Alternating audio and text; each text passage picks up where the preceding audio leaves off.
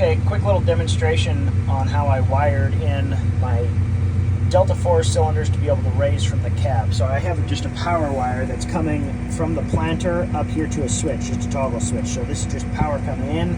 I flip the switch, power goes out back to this solenoid. So I have my hydraulics engaged, I flip the switch, and it will raise all of the row units. If I disengage it, it drops them. Looks like back on the planter is I've got power coming off of my alternator. That's going up into the cab. It goes through my switch, it comes back on this green wire. Now the way I chose to do this, because I wasn't quite sure how this would all work, this solenoid right here, if you energize this solenoid, it will lift all the row units. And there's normally around 4.5 to 5 volts on this white wire.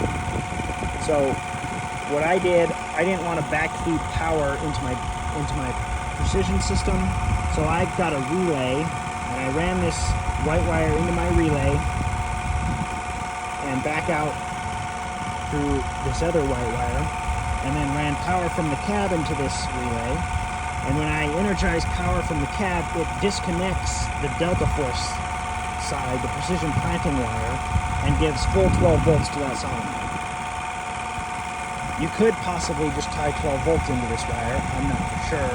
I did this in the middle of planting, and I wasn't interested in having a problem, so when I engage the switch, it throws a code on my monitor that says there's an open circuit. As soon as I unflip the switch, it fixes itself and it's all good.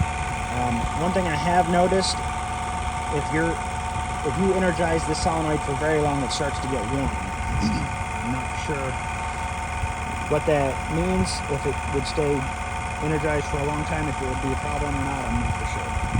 Anyhow, that's how I got my row units to lift.